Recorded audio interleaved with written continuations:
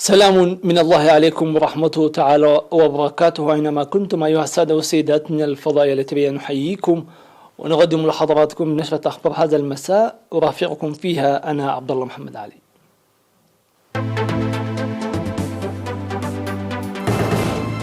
إدارة إقليم عنسبة تقيم أنشطتها النصف السنوية. مدرسة دندن للتجارة تخرج دفعة جديدة من طلابها. المنتخب الأولمبي يتوجه إلى طوكيو.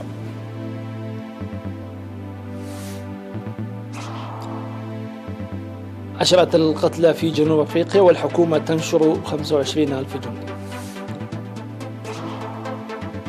منظمة الصحة العالمية تحذر من احتمال كبير لظهور متحورات جديدة. بايدن وميركل يعملان على إصلاح العلاقات الثنائية بينهما. أهلا بكم إلى التفاصيل. عقدت إدارة إقليم عنسبة اجتماعا تقييميا نصف السنوي من 12 وحتى 14 من يوليو بمشاركة محدودة لمسؤولي الأقسام. وأوضح الاجتماع افتتاح 3 مؤسسات صحية في السنة ونصف السنة الماضية في كرن وقرصت بمديرية حلحل وأدربة بمديرية عيلة بعيد، وإدخال معدات طبية حديثة في مستشفى كرن، واتخاذ مبادرات خاصة لسد الفجوة التعليمية التي حدثت بسبب وباء كورونا. وذكر التقرير المقدم في الاجتماع أن بذور القمح والشعير المحسنة التي وزعت على المزارعين في عتكريزان حققت إنتاجا جيد.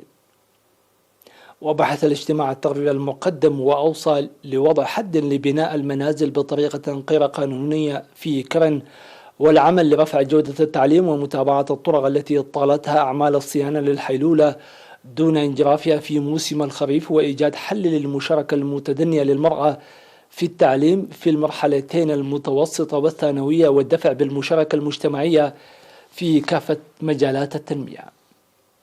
ودعا حاكم إقليم عنسبة السفير عبد الله موسى في ختام الاجتماع الدفع بقوة تنسيق الإدارات والشعب لتنفيذ برامج التنمية وأنشطة حماية التربة وحفظ المياه في الأراضي الزراعية، مؤكدا استعداد إدارة الإقليم تقديم الدعم اللازم.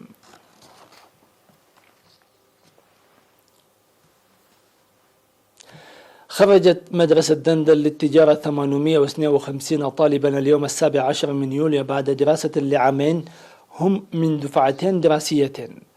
تخرج الطلاب في مجالات المحاسبة وعلم السكرتارية وإدارة الأعمال وعلم المكتبات بدرجة الشهادة. وأوضح ممثل مدير المدرسة السيد هبتجر جستي درس في المناسبة أن الحكومة تولي اهتماما عاليا للتعليم المهني لدوره الكبير في النمو والتطور. ودعا الخريجين لمواصلة الجهد لاكتساب مزيد من المعرفة ورفع القدرات والعمل بتفاني في مكان العمل. من جانبه دعا مسؤول مراقبة جودة التعليم الفني والمهني في وزارة التعليم السيد معشو قبرة سائه لمواصلة الاهتمام الذي أبدوه في التعليم خلال العمل أيضا. وأكد ممثل الخريجين على العمل المتفاني للشعب والحكومة. وأوضح الخريجون المشاركة الكبيرة للمرأة في الدفعتين والتي بلغت 606 طالبة، منادين تشجيع أولياء الأمور والمعلمين والجهات الأخرى لمشاركة أعلى في المجالات التعليمية الأخرى. وخرجت مدرسة دندن للتجارة الدفعة 19 هذا العام.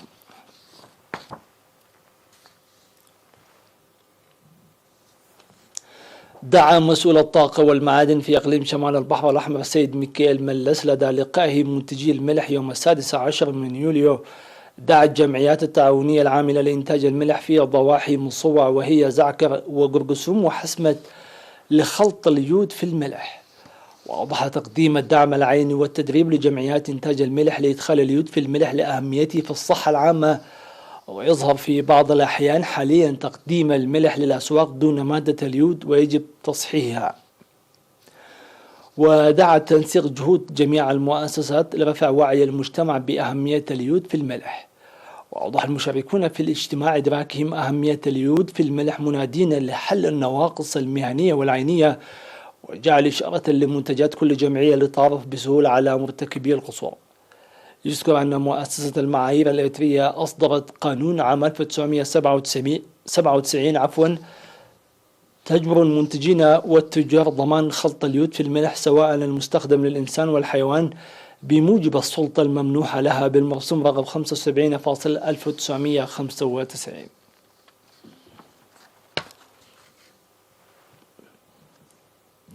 أفاد الاجتماع التقييمي للتعليم في مديرية دبروة تنفيذ أعمال مرضية لنشر متوازن الخدمات التعليمية وتحقيق الجودة.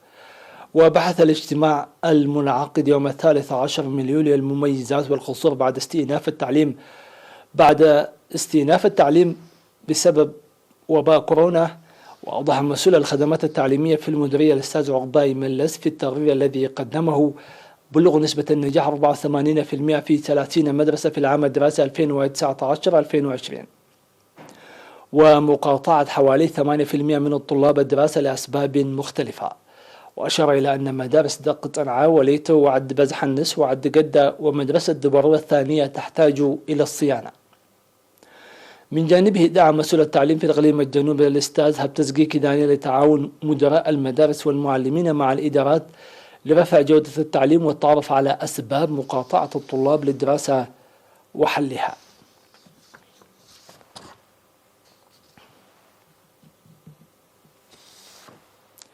توجه اليوم 17 من يوليو المنتخب الوطني للدراجات الهوائية المشارك في دورة الألعاب الأولمبية الصيفية طوكيو 2020 خلال الفترة من 23 من يوليو وحتى 8 من أغسطس. ويضم المنتخب بقيادة المدرب سامسون سلمون كل من مرهو قدس